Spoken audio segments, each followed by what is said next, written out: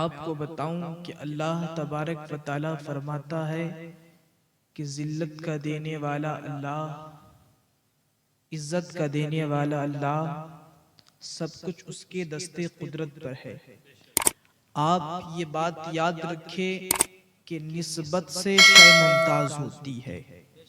مطلب یہ کہ اگر کوئی انسان عام ہے، اس کی کوئی اوقات نہیں، اس کی کوئی عزت نہیں، مگر کسی بڑے انسان سے اس کے تعلقات مضبوط ہوتے ہیں تو یہ انسان بھی مضبوط ہوتا ہوا نظر آتا ہے۔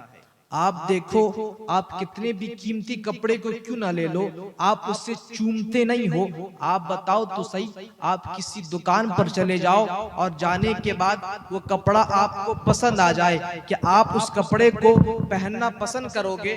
ہاں ہاں، آپ کپڑے کو پہننا ضرور پسند کرو گے، مگر آپ اس کپڑے کو چومنا پسند نہیں کرو گے۔ وجہ یہ ہے کہ اس کپڑے کی کیا حیثیت ہے؟ ارے وہ تو مال سے خریدی ہوئی ایک شے ہے، ہم اس کپڑے کو چومے کیوں؟ لیکن اللہ اکبر، وہی کپڑا جب ایک سید زادے کے اوپر آ جاتا ہے، ہم اسے چومتے ہوئے نظر آتے ہیں۔ جب ایک صاحب مزار کے اوپر ہم چادر کے شکل پر چڑھا دیتے ہیں، ہم اسے چومنے لگتے ہیں۔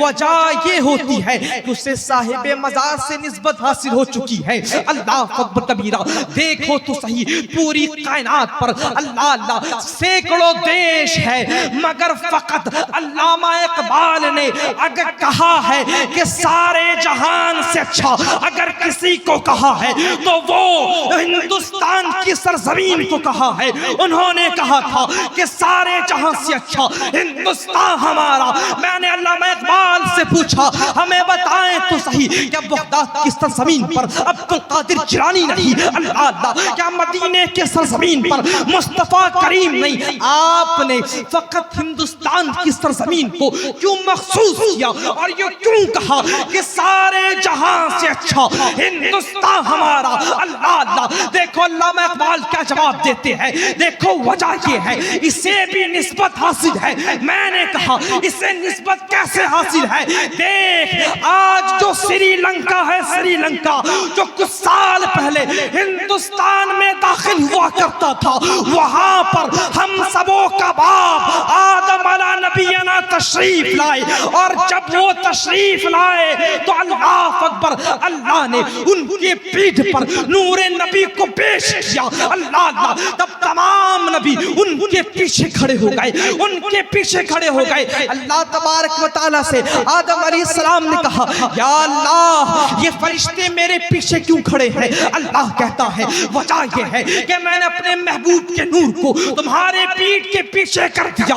اللہ، حضرت آدم علیہ السلام کہتے ہیں، اے اللہ، اس نور محمدی کو میرے سامنے کر دے۔ اللہ تبارک و تعالیٰ نے حضرت آدم علیہ السلام کے پیشانی پر نور مصطفیٰ کو رکھ دیا۔ اللہ، نور مصطفیٰ کو رکھنا تھا جب وہ جنت سے ہندوستان کی سرزمین پر آئے اور انہیں سجدے کرنے کی ضرورت پڑی تو انہوں نے سجدہ کیا۔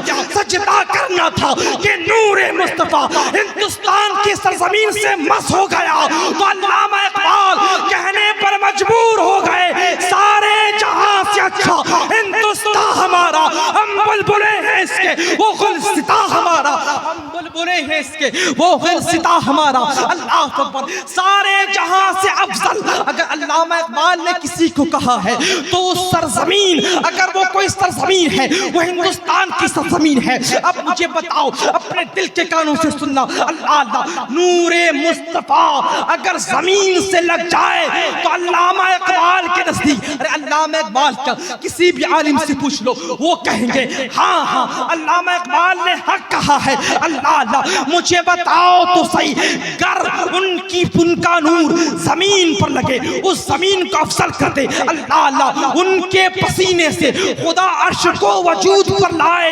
اللہ اکبر، مجھے بتاؤ تو صحیح، ان کے پسینے کو اگر تقسیم کر دیا جائے تو اللہ اکبر، اللہ تبارک و تعالی عرش کو بناتا ہے۔ عرش کیا ہے؟ دیکھو عرش کا جو نیچے والا حصہ ہے وہ جنت کی ایک چھت ہے، اوپر والا حصہ عالم امر سے تعلق رکھتا ہے۔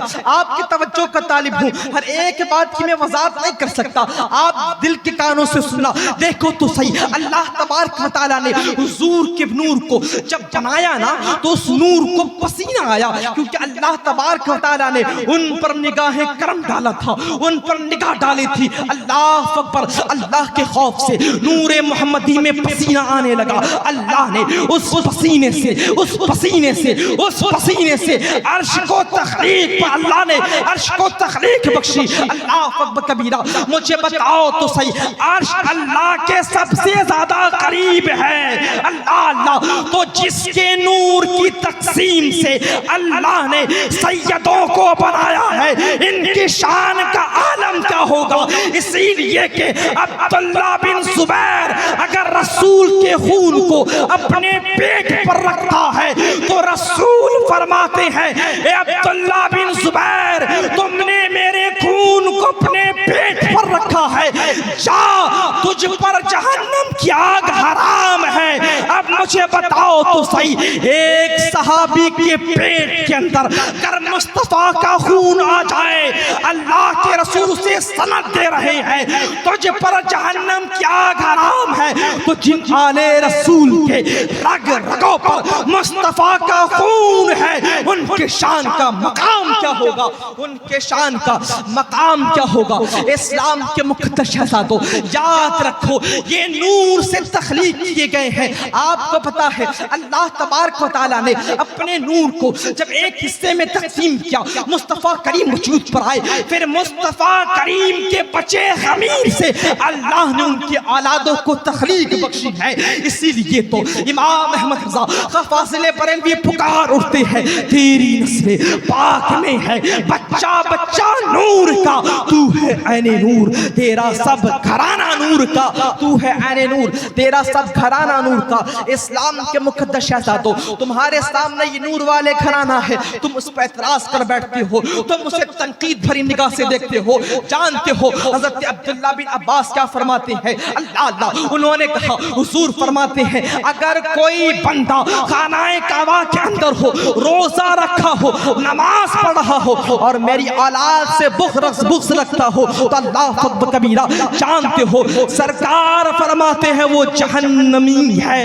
مجھے بتاؤ ایک عام انسان بھی اگر خانہ کعبہ کے اگل بغل میں مرتا ہے جنت کا وہ حقدار ہوتا ہے، مگر رسول کریم فرماتے ہیں میرے اولاد کا باغی اگر روزہ بھی رکھے نماز پڑھ رہا ہو اور خانہ کعبہ کے چھت کے نیچے خانہ کعبہ کے اندر وہ مرے، پھر بھی وہ جنت کا حقدار نہیں ہوگا۔ اللہ اکبر۔ اس لیے اسلام کے مقدس شہزادوں، آپ کہو گے کہ ہم آل رسول سے محبت کیوں کریں؟ آپ کہو گے ہم اہل بیت سے محبت کی ضرورت کیا ہے؟ ہمارے پاس علم ہے، ہم علم سے چمک جائیں گے۔ یاد رکھو اگر تم ادب والے نہیں بنتے تو تمہاری مثال اس شیطان کے مترادف ہے جس کے پاس علم تو تھا مگر سر جھکانے کے لیے اس کے پاس ادب سے وہ محروم تھا۔ اس لیے اسلام کے مقدس شہزادوں، یاد رکھو اللہ کے رسول فرماتے ہیں اگر ہم اللہ کے رسول سے محبت کرتے ہیں تو ہم مومن ہو جاتے ہیں۔ اللہ کے رسول نے فرمایا اگر کوئی بندہ مومن ہو کر مرنا چاہے تو میری اہل بیت سے محبت کرے، میری اہل بیت سے محبت کرے۔ عزیزان گرامی، انہی چند باتوں سے میں اپنے گفتگو کو ختم کرتا ہوں۔ وآخر دعوانا السلام علیکم ورحمۃ اللہ وبرکاتہ۔